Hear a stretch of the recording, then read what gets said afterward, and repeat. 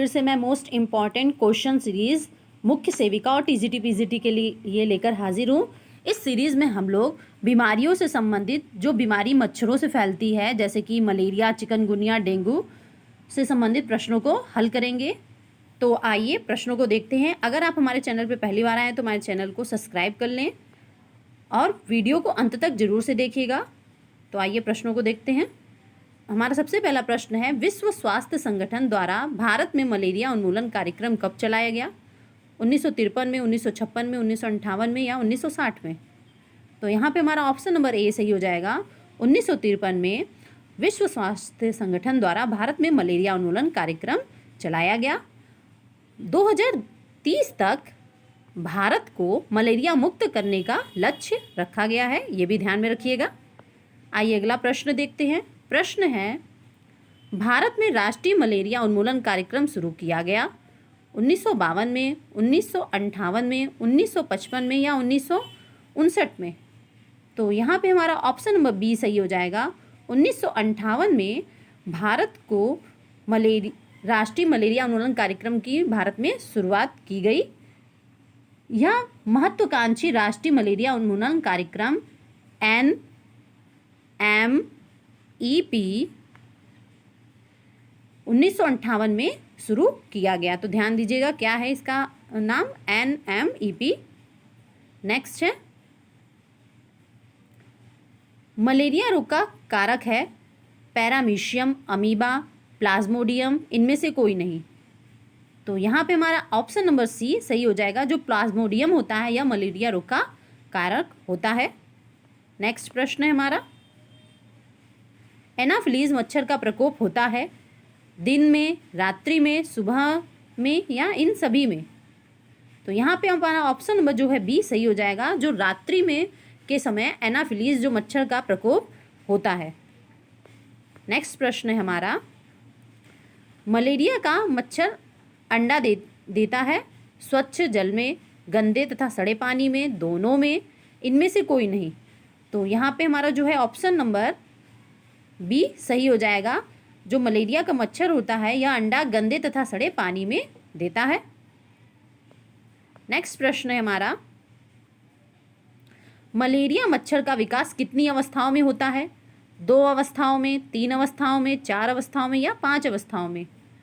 तो यहाँ पे हमारा ऑप्शन नंबर सी जो है सही हो जाएगा। जो मलेरिया का मच्छर होता है इसकी 4 अवस्थाओं में विकास होती है। पहला होता है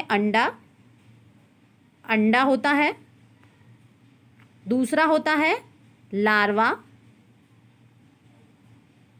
लार्वा होता है, नेक्स्ट होता है प्यूपा, और ये तीसरा चरण होता है, और चौथा चरण होता है जो होता है वह वयस्क हो जाते हैं। ये वयस्क होकर ये क्या बन जाते हैं? मच्छर। ठीक, तो ये याद रखिएगा, अंडा, लार्वा, प्यूपा, वयस्क यानी मच्छर के रूप में परिवर्तित। नेक्स्ट प्रश्न है हमारा, किसने बताया कि मलेरिया के पराश्रयी को अपने विकास और वृद्धि के लिए 2 आश्रयों की आवश्यकता होती है? रोनाल्ड रॉस ने, एडवर्ड जेनर ने, रॉबर्ट कोच ने या लुवेनहॉक ने? तो हमारा यहाँ पे ऑप्शन नंबर ए सही हो जाएगा। रोनाल्ड रॉस ने यह बताया कि मलेरिया के जो पराश्रयी को अपने विकास और वृद्धि के लिए 2 आश्रयों की आवश्यकता होती है। इसमें पहला जो होता है वो क्या होता है? मनुष्य, और दूसरा जो होता है वह मच्छर होता है। नेक्स्ट प्रश्न है हमारा, मलेरिया के उपचार में दी जाने वाली दवाई है पैरासीटामोल, क्लोरोक्वीन, स्ट्रेटोमाइसिन, इनमें से कोई नहीं? तो यहाँ पे हमारा ऑप्शन नंबर जो है बी सही हो जाएगा। क्लोरोक्वीन जो होता है यह मलेरिया के उपचार में दी जाने वाली दवाई है। नेक्स्ट प्रश्न है हमारा, डेंगू का कारण होता है कवक, जीवाणु, विषाणु या शैवाल? तो यहाँ पे हमारा ऑप्शन नंबर सी सही हो जाएगा। विषाणु जो होता है यह डेंगू का कारण होता है। ये सारे प्रश्न महत्वपूर्ण हैं, तो इन सबको ध्यान में रखिएगा और वीडियो को अंत तक जरूर से देखिए। नेक्स्ट प्रश्न है हमारा, साइजोन अवस्था पाई जाती है WBC तथा RBC में, RBC तथा एंड लीवर में, प्लाज्मा में, लीवर एंड हार्ट में। तो यहाँ पे हमारा ऑप्शन नंबर बी सही हो जाएगा। जो साइन जोन अवस्था पाई जाती है यह RBC एंड लीवर में पाई जाती है। यह रिंग लाइक संरचना होती है। नेक्स्ट है मलेरिया का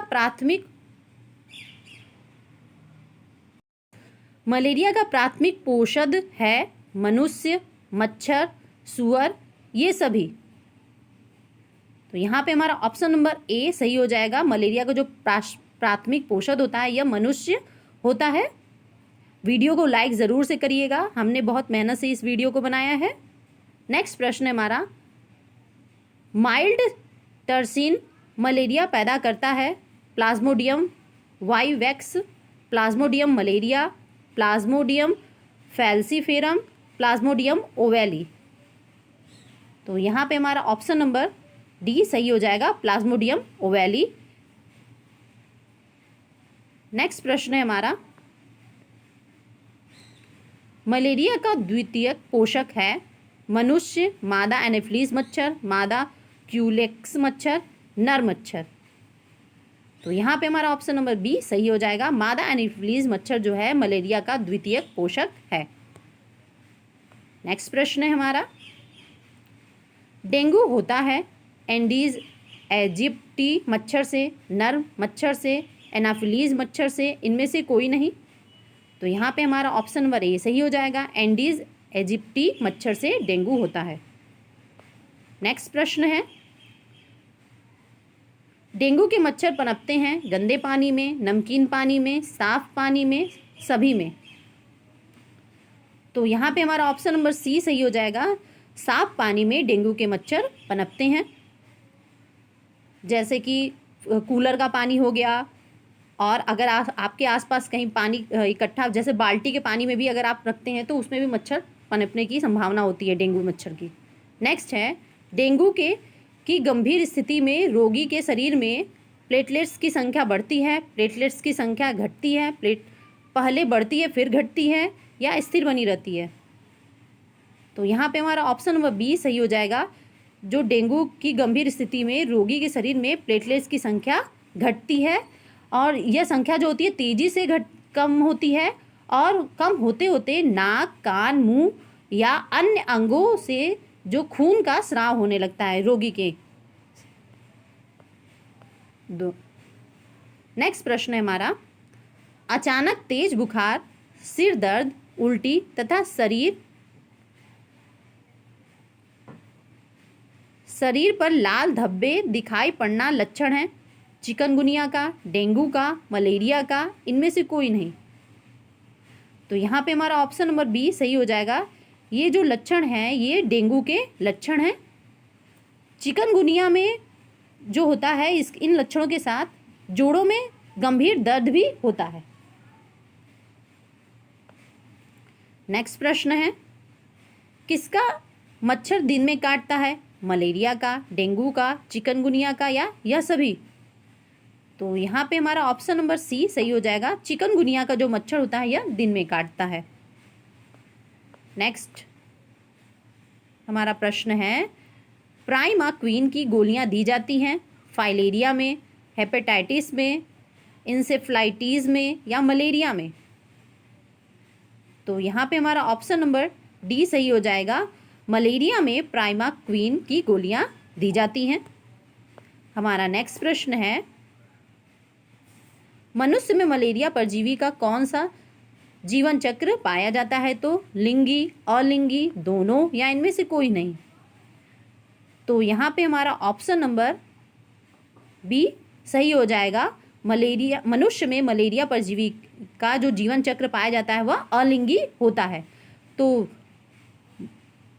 एक और बात ध्यान रखिएगा, जो वर्ल्ड हेल्थ ऑर्गेनाइजेशन है WHO, इसने 2020 से 2022 तक कुल 12 देशों को मलेरिया मुक्त घोषित किया है। इसको ध्यान में रखिएगा। इसमें जैसे किन देशों को शामिल किया गया है? 12 देशों को। तो जैसे चीन, श्रीलंका, तुर्कमेनिस्तान, पराग्वे और अल्जीरिया, ये कुछ देश हैं जिनके नाम मैंने बताए। तो वीडियो अच्छा लगा हो तो लाइक करिएगा, शेयर करिएगा, और अगर आपने हमारे चैनल को सब्सक्राइब नहीं किया है तो सब्सक्राइब करिए, ताकि हम आगे भी, हमें मोटिवेशन मिले और हम आगे भी वीडियो बनाते रहें। धन्यवाद।